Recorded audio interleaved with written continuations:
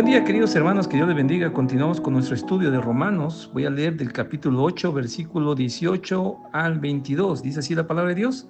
Pues tengo por cierto que las aflicciones del tiempo presente no son comparadas con la gloria venidera que en nosotros ha de manifestarse. Porque el anhelo ardiente de la creación es el aguardar la manifestación de los hijos de Dios. Porque la creación fue sujeta a vanidad, no por su propia voluntad, sino por causa de que la sujetó en esperanza. Porque también la creación misma será libertada de la esclavitud de la corrupción a la libertad gloriosa de los hijos de Dios. Porque sabemos que toda la creación gime a una y a una está con dolores de parto hasta ahora. Este es un pasaje muy interesante, mis hermanos. Hay que recordar entonces que el apóstol Pablo está diciendo que el Hijo de Dios, el cristiano, el que vence sobre la carne, el que camina diariamente con el Espíritu Santo, él va a tener aflicciones. Así es, va a tener muchas dificultades en este andar diario con Cristo. Seguramente los primeros oyentes sabían eso, habían escuchado en otros lugares, en otras comunidades, de cuánta persecución, de cuánta muerte, cuántas cosas estaban sucediendo a los hijos de Dios. Y el apóstol Pablo dice, sí, nos ha pasado. Hay muchas aflicciones en este tiempo presente, pero ¿saben qué? De eso que ustedes han escuchado, de eso que han experimentado ustedes, no es comparable con la gloria que se nos espera.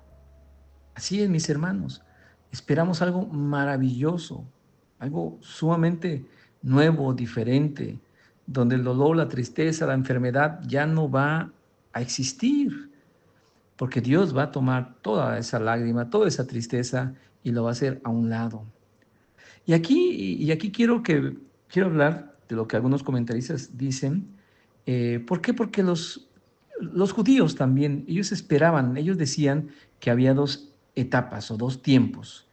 El tiempo presente, que era malo, corrupto, de mucha muerte, destrucción, y el tiempo futuro que iba a ser iniciado, como les había dicho, que iba a ser precedido por el Mesías, por el enviado de Dios, para dar victoria al pueblo de Israel y para iniciar una nueva era.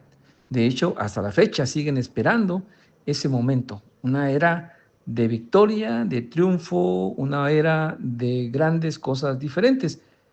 Y aquí algunos comentaristas dicen que el apóstol Pablo quizá también está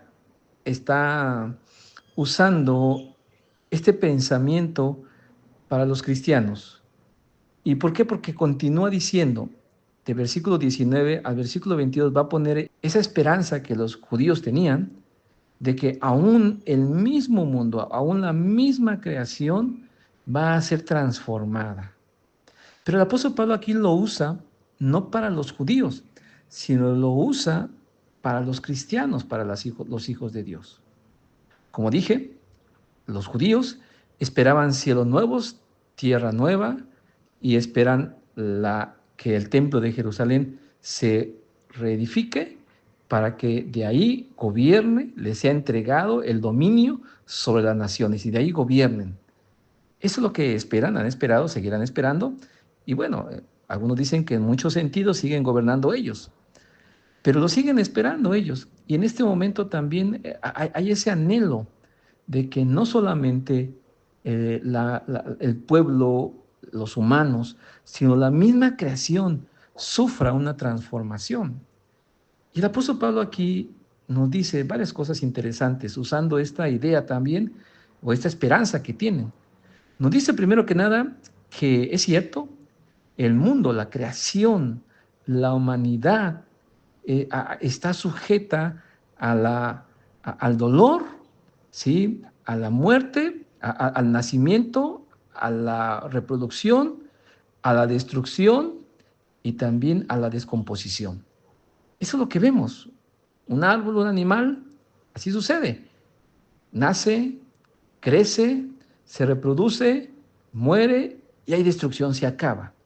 Así, de esa manera, el apóstol Pablo está diciendo que es cierto, el mundo en el cual vivimos fue sujeto a esa vanidad, fue sujeto a esa destrucción, fue sujeto a esa esclavitud. Fíjense lo que usa, dice que fue sujeto a vanidad, fue sujeta esclavitud de corrupción, gime a una y está con dolores.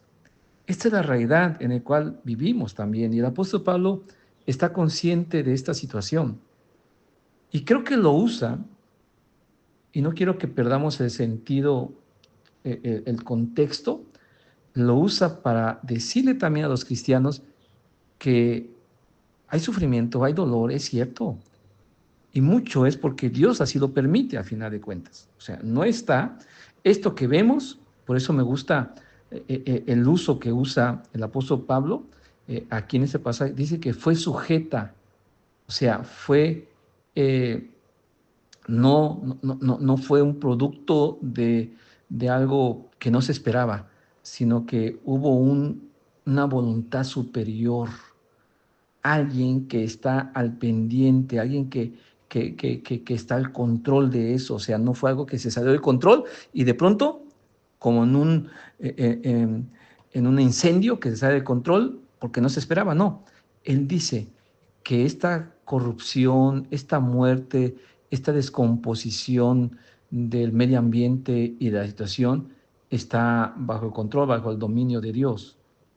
Y es cierto, hasta la fecha, hoy podemos encontrar esa realidad, aunque sabemos que la mayoría de que origina esta destrucción es el ser humano a través de muchas cosas, de la ciencia, a través de mucho del control, del poder, de la corrupción y de todo esto, hay mucha muerte en la naturaleza, en las cosas naturales que Dios creó.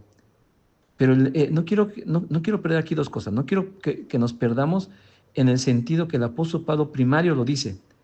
Entonces lo dice en el sentido primario, dice, esta corrupción, esta muerte, esta destrucción, esta frustración, esta descomposición humana que vemos, es algo que también le pasa al Hijo de Dios. Es algo que también, vean la comparación que hace, es algo que también nosotros como hijos de Dios, son aflicciones. Estamos siendo afligidos, lastimados, dañados de una manera similar que la naturaleza lo está. Así es, mis hermanos.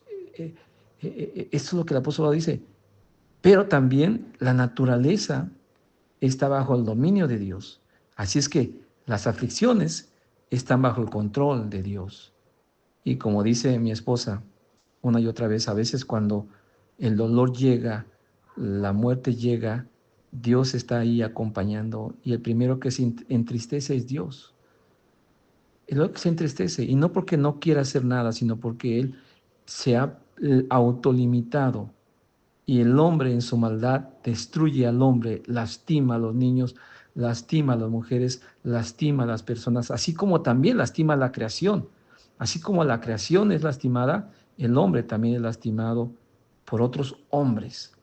Pero también una tercera cosa que hay, y me gusta lo que dice, porque la misma creación, en medio de esta muerte, destrucción, descomposición, la misma creación gime a una y está con dolores de parto. Es decir, este dolor, esta situación no es vana, sino que espera algo maravilloso.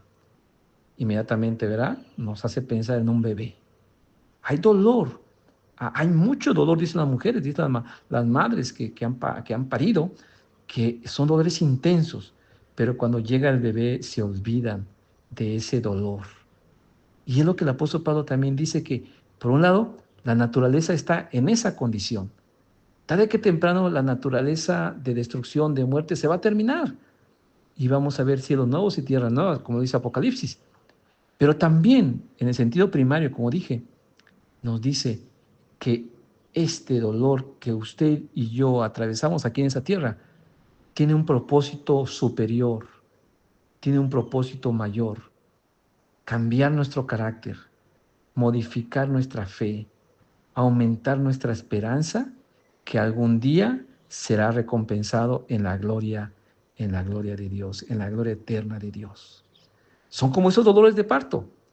Piense siempre, cualquier situación que usted esté atravesando en este momento, piense que son de esa manera. Son situaciones que Dios permite, pero son como los dolores de parto, que al final va a traer un resultado maravilloso, hermoso, en usted y en los suyos. Así es que esta comparación el apóstol Pablo hace. Pero también algunos creen también que esto nos habla también de un futuro glorioso. Es cierto que los judíos esperaban cielos nuevos y tierra nueva. Y creo que también aquí el apóstol Pablo cabe esta esperanza para el cristiano. Ya no para los judíos, sino para los cristianos. Que algún día esto que vemos, esta creación que vemos, corrompida, de muerte, de destrucción, en un sentido, claro, ¿verdad? Sabemos que es bella, hermosa por todo eso, pero que el mismo hombre se ha encargado de hacer y que la misma situación se ha permitido hacer, algún día será transformada y algún día veremos cosas maravillosas. El libro de Apocalipsis nos muestra, ¿verdad? Como ríos, árboles frondosos, frutos maravillosos, ambiente hermoso, cielos nuevos, tierras nuevas, lluvia hermosa y todo, hermanos, lo que vemos, pero sin corrupción, totalmente renovado para los hijos de Dios. Esa es la esperanza también que creo que el apóstol Pablo nos dice.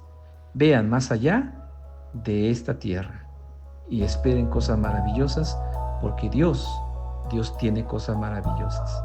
Este sufrimiento no es comparable con lo que Dios tiene para nosotros, los que esperamos en Él. Que Dios siga alimentando nuestra esperanza, nuestra fe y nuestro amor. Que Dios los bendiga.